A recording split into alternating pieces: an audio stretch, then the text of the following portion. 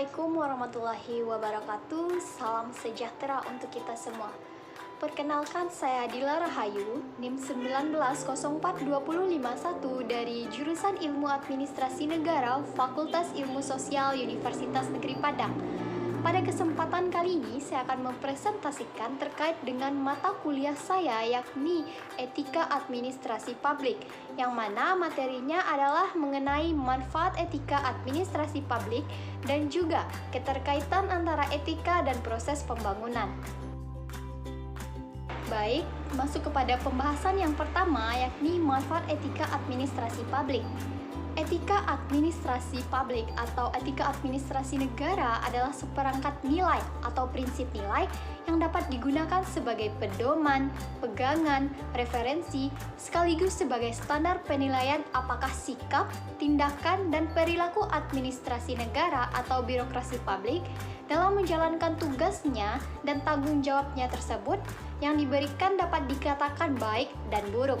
Etika administrasi negara berusaha menempatkan kaidah-kaidah moral dalam menghadapi berbagai dilema dan juga masalah-masalah yang menyangkut kedudukan pribadi seseorang administrator dalam proses interaksinya dengan negara dan juga masyarakat.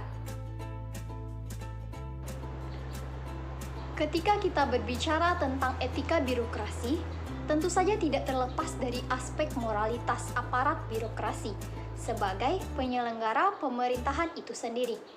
Etika tidak hanya sebatas moralitas individu tersebut dalam artian aparat birokrasi, tetapi lebih dari itu menyangkut perilaku di tengah-tengah masyarakat dalam hal melayani masyarakat, apakah sudah sesuai dengan aturan mainnya ataukah tidak, apakah etis atau tidak.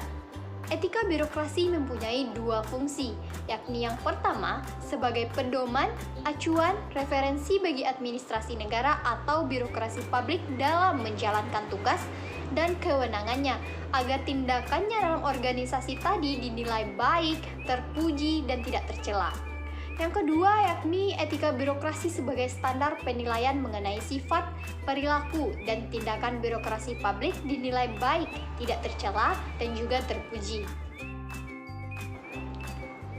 Ada beberapa manfaat etika yang perlu diperhatikan dalam kaitannya dengan kehidupan, yakni yang pertama, perkembangan hidup masyarakat yang semakin pluralistik menghadapkan manusia pada sekian banyak pandangan moral yang bermacam-macam, sehingga sangat diperlukan refleksi kritis dari bidang etika. Selanjutnya yang kedua, gelombang modernisasi yang melanda di segala bidang kehidupan masyarakat, sehingga cara berpikir masyarakat pun ikut berubah. Dan yang ketiga, etika juga menjadikan kita sanggup menghadapi ideologi-ideologi asing yang berebutan untuk mempengaruhi kehidupan kita agar tidak mudah terpancing. Dan yang keempat, etika diperlukan oleh penganut agama manapun untuk menemukan dasar kemantapan dalam iman dan kepercayaan sekaligus memperluas wawasan terhadap semua dimensi kehidupan masyarakat yang selalu berubah-ubah. Selanjutnya, yang menjadi manfaat etika dalam bermasyarakat yang pertama akan lebih menghargai sesama dalam kehidupan bermasyarakat. Yang kedua, etika tentu akan membawa masyarakat lebih mawas diri dalam bertindak. Dan yang ketiga, kehidupan bermasyarakat akan lebih hangat dan juga harmonis. Dan yang keempat, terhindarnya konflik yang berarti. 5. Akan tercipta kerukunan dan rasa saling membantu. Yang keenam yakni timbulnya empati kepada sesama. Selanjutnya terciptanya rasa gotong royong dan juga timbul keorganisasian yang bermanfaat. Materi selanjutnya mengenai keterkaitan etika dan proses pembangunan. Pembangunan dapat dilihat sebagai sebuah proses penyebar luasan kesejahteraan dari kehidupan sosial. Tujuan terdalam dari sebuah pembangunan adalah untuk memenuhi kebutuhan dasar manusia seperti pangan, kesempatan pendidikan, dan juga layanan kesehatan. Adapun pembangunan sebagai usaha memanusiakan manusia, pada hakikatnya juga merupakan usaha yang mempunyai makna etik, baik dalam tujuan yang ingin dicapai maupun dalam cara pelaksanaan usaha mencapai tujuan pembangunan itu sendiri. Karena itu, bukan hanya tujuan pembangunan yang harus sesuai dengan nilai-nilai etik, akan tetapi juga cara mencapai tujuan pembangunan tersebut. Jika nilai-nilai etik tidak melekat dalam proses pembangunan, maka pada gilirannya akan mengakibatkan lahirnya tindakan yang bersifat dehumanistik atau merusak kemanusiaan.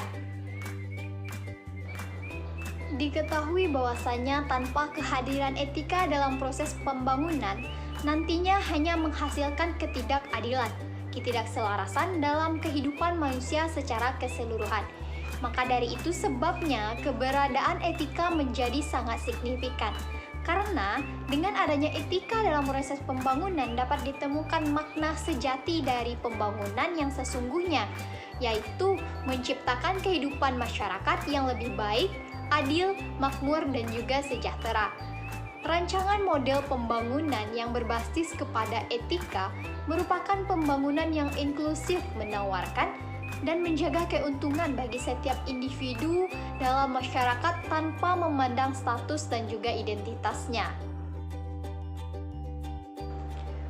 Kemudian, peran etika dalam proses pembangunan sangat signifikan dikarenakan pembangunan yang berbasis nilai-nilai etika akan dapat menjamin keadilan, keselarasan, keseimbangan dalam kehidupan sosial dalam skala global.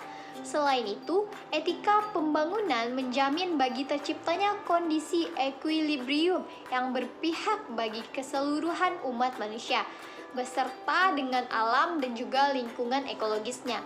Hal ini disebabkan karena secara esensial, prinsip-prinsip dasar yang terkandung di dalam etika selalu memprioritaskan hal-hal yang berkaitan dengan persoalan keadilan, kebebasan, otonomi, otoritas, dan juga demokrasi. Baiklah, hanya itu yang dapat saya sampaikan. Apabila ada kesalahan, saya mohon maaf. Sekian dan terima kasih. Assalamualaikum warahmatullahi wabarakatuh.